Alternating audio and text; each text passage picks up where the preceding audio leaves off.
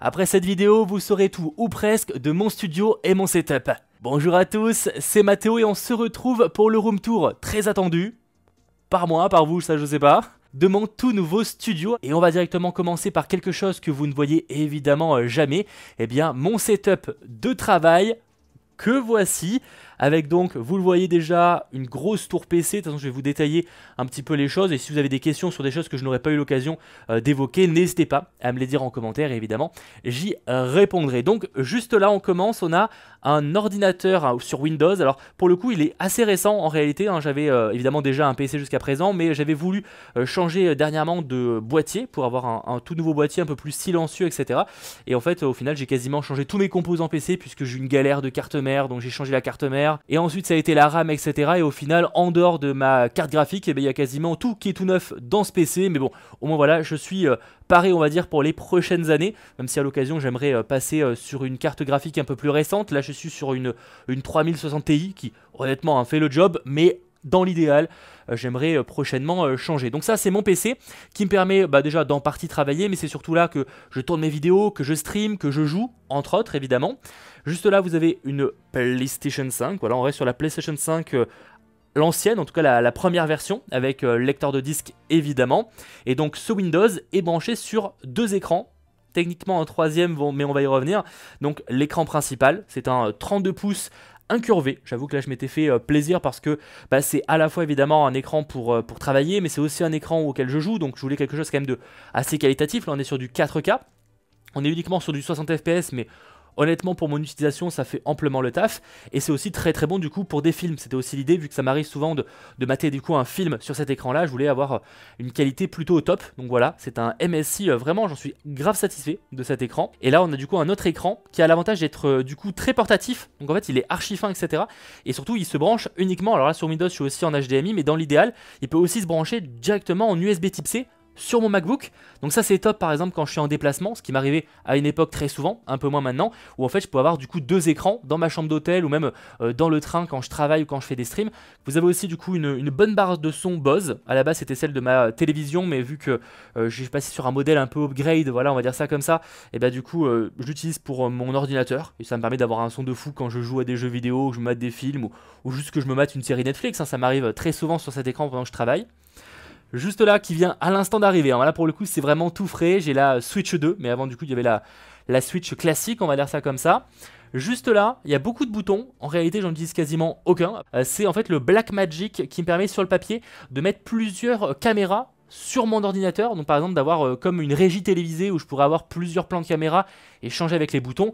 Je crois par exemple pour l'anniversaire de 100% Marvel il y a quelques années, c'est ça qu'on avait utilisé pour avoir plusieurs caméras. Ça permet en gros d'envoyer la caméra sur l'ordi, de faire comme une webcam et d'utiliser directement avec le logiciel OBS qui sert autant pour du stream, donc du live, que pour enregistrer mes vidéos. Ça a le gros avantage parce que du coup c'est directement sur le PC, je peux directement gérer le son avec ce micro là du coup qui est un Rode NT USB+. Voilà, honnêtement j'ai pas très bien compris la différence avec le plus par rapport au classique, en dehors de la connectique. On a aussi une petite webcam, alors pour le coup elle me sert en fait pour avoir une caméra secondaire quand je l'envoie sur Discord et que j'ai besoin de cette caméra là en principal. J'ai ensuite deux Elgato Keylight Air qui me permet de m'éclairer. Et en parlant de produits Elgato, alors évidemment je suis pas de sponsorisé, d'ailleurs globalement en dehors du bureau en lui-même, tout ce que vous avez là, c'est quasiment que des choses que j'ai achetées, peut-être pas la PlayStation 5 effectivement. Et donc on a juste là un prompteur de la marque Elgato. Ça faisait très longtemps que je voulais ce prompteur là, alors j'avais déjà un prompteur par le passé, mais c'était pas pratique, il fallait mettre soit une tablette, soit un téléphone, et voilà, enfin bref, c'était pas top. Et donc j'ai vu que Elgato proposait un prompteur avec écran intégré, donc ça c'est très cool, et surtout qu'en fait du coup il est directement connecté au PC.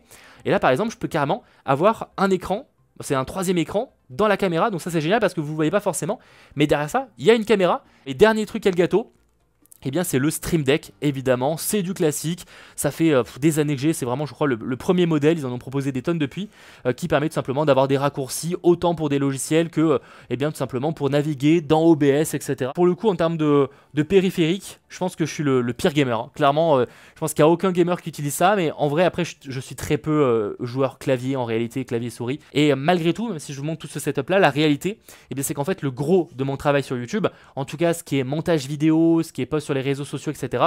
La vérité, c'est que la plupart, je le fais directement avec mon MacBook, qui est un MacBook qui date de 2021 ou 2022, en tout cas c'est les premiers modèles qui étaient avec les nouvelles puces d'Apple. Voilà globalement pour ce qui est du setup vidéo, c'est déjà pas mal en soi. Alors je vous montre pas mes AirPods, enfin là le petit chargeur, ma petite gourde voilà, de la part de TikTok que j'avais eu au Festival de Cannes. Tout ça est posé sur un grand bureau, un très très grand bureau, avec le côté assis debout, donc ça c'est génial, ça me permet de faire des vidéos debout, des vidéos assis, etc.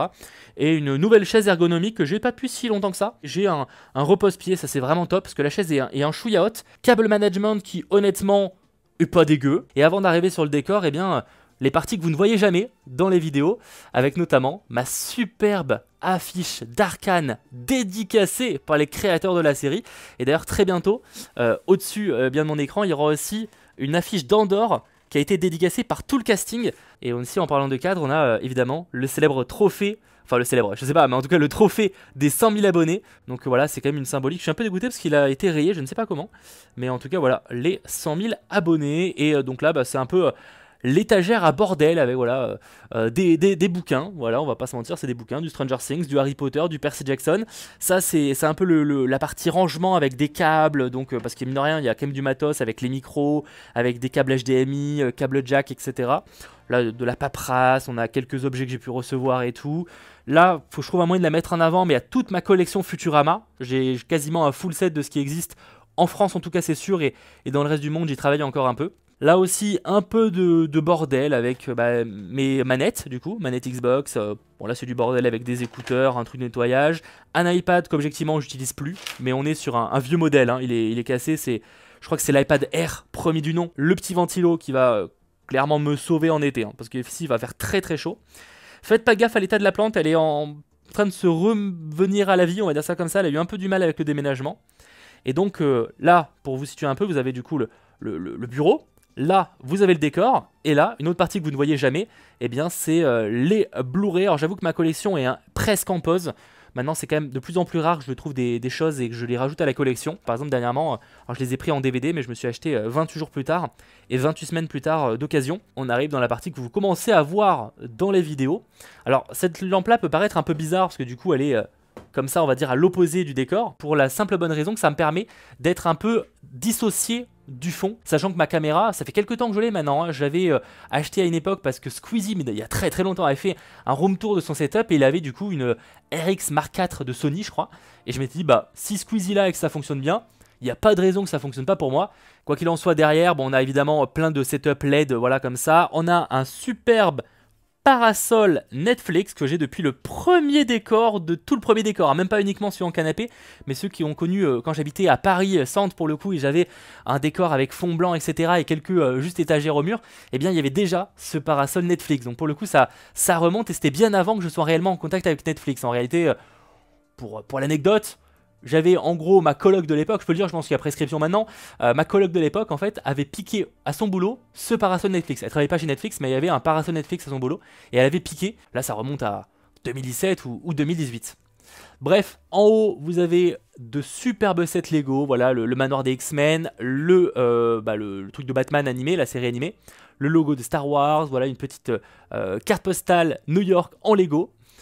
De nouveau, des bouquins, des comics, beaucoup là, on va pas se mentir, c'est quand même beaucoup de comics, avec, là, il y a par exemple, ça va être du Star Wars, là c'est du Marvel, là c'est du vrac, là Marvel, il y a du DC derrière, voilà, c'est un peu caché malheureusement, enfin DC il est là aussi, mais il y en a en dessous encore. Vous avez le gant de l'infini, alors faudrait que je règle le problème parce qu'il n'y a plus de piles sur les pierres, donc ça s'allume plus, et franchement, j'avoue que c'est une pièce maîtresse qui n'était pas très mise en avant, je trouve, dans le précédent décor. J'ai essayé de le mettre un peu plus en avant dans celui-là, je sais pas si c'est vraiment réussi, mais voilà. Sachant que cette partie, alors je l'allume jamais, mais techniquement, eh bien elle peut s'allumer. Juste ici, une guitare de Bandero, voilà, je suis un grand fan pour ceux qui le savent de Guitar Hero notamment, donc j'avais la première guitare mais je l'ai pas ramenée, et en fait j'ai découvert qu'on pouvait l'utiliser sur PC avec quelques accessoires, et du coup je me fais des petites sessions sur Clone Hero en ce moment, un grand plaisir, je vous recommande, n'hésitez pas si vous avez des questions par rapport à ça. Autre plante pour le coup, pareil, elle a très mal vécu le déménagement, mais j'ai l'impression que ça va de mieux en mieux, donc on croise les doigts. Et affiche assez récente en plus quand je tourne cette vidéo, le Is Back.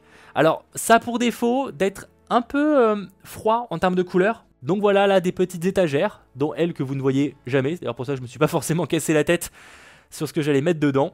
Avec encore une fois un super truc LED, là c'est la marque Govee qui fait ça. Je les ai achetés hein, personnellement, même d'occasion d'ailleurs, je les ai même pas payés neufs. Et en fait c'est vraiment cool. Dans l'idéal, j'aimerais en mettre un vers là, parce que je trouve que du coup, là on a de la lumière, là on a de la lumière, là on a de la lumière, mais là, pas vraiment. Donc je trouve que ça pourrait être sympa. Et la dernière partie du décor, du coup, eh bien c'est ça. Franchement, magnifique. Alors malheureusement, là je vais vous casser un peu le mythe. Voilà, ça va pas jusqu'au bout. Mais bon, ça se voit pas dans les vidéos, ça fait partie du jeu aussi. Avec, bon là, la superbe tour du Mordor, la tour de Sauron en Lego, avec la plaque d'immatriculation de Retour vers le futur, le sac de Ellie dans The Last of Us, BB-8 avec une cravate Serpentard et avec le casque du problème à 3 corps. Bref, un mélange de plein de refs. Ça, c'est vraiment quelque chose que vous aviez apprécié dans mon décor emblématique, on va dire ça comme ça, celui avec le canapé, etc. Et c'est quelque chose que j'essaie de reproduire un peu, à une autre échelle évidemment, dans ce décor là. Alors c'est vrai que certains diront c'est dommage qu'il n'y ait pas de canapé, qu'il n'y ait pas de fauteuil, parce que ça apporterait un petit côté chill, et franchement c'était vraiment ce que j'aurais voulu, avec un petit canapé là ou quoi, enfin un petit fauteuil. Mais malheureusement en fait en termes de, déjà ça coûte un peu d'argent, mais c'est à la limite, c'est un investissement. Mais c'est surtout qu'en fait j'ai pas spécialement la place, ça ferait trop, on le verrait à peine. Pour ceux qui se posaient la question, en fait à la base c'est des verrières qui permettent de séparer par exemple deux espaces. C'est ce que j'avais à la base dans mon salon qui séparait ma cuisine, et comme j'ai pas forcément réussi à les vendre vu le côté encombrant, et bien je les ai ramenés dans mon nouvel appart, et au final et bien avec une sorte de tapisserie New York derrière, et bien je trouve que ça rend carrément bien. Franchement ce plan là comme ça, c'est assez stylé, j'aime beaucoup. En tout cas là on a une superbe figurine de Robocop. Bon là c'est quelque chose par rapport à Disneyland, le sabre laser d'Obi-Wan, le Thanos, Spyro qu'on m'avait offert, c'était Mikey qui me l'avait offert dans un Secret Santa qu'on avait fait en live il y a maintenant des années, hein, ça commence à remonter. Un petit Lego de C3PO, voilà, de R2D2, des baguettes d'Harry Potter, le vaisseau de Futurama, un grand fan, une tasse Brooklyn Nine-Nine, bref, plein de choses, hein, je vais pas tout détailler. Vous avez là Monstres et compagnie, ça je l'avais acheté à New York pour le coup, donc forcément il y a un petit côté affect. Et là, j'adore cette figurine aussi là qu'on m'avait envoyée pour la sortie d'un film pas ouf, SOS Fantôme, la menace de glace, mais par contre la figurine était particulièrement stylée. On a un skateboard, ça ne voit pas forcément, un skateboard Ninja Turtle. Ça c'est très cool aussi. Le casque de Black Panther, le chapeau de One Piece. On descend là avec le casque de Dark Vador, un gros goût et les lunettes de Tony Stark. On a un autre Dark Vador mais en Monsieur Patate. On a un Pikachu en mode New York. Et là un Dyson, on s'en fiche. On le voit pas forcément dans les vidéos, mais techniquement sachez que mon aspirateur est juste là dans le décor. J'espère en tout cas que cette vidéo room tour vous aura plu. Et si c'est le cas, eh bien n'hésitez pas à me le dire en commentaire, à vous abonner ou encore à lâcher un like. Et j'ai envie de vous dire maintenant, eh bien patience, parce que bon, le décor va clairement évoluer au fur et à mesure. Même si perso, je l'aime déjà beaucoup, hein.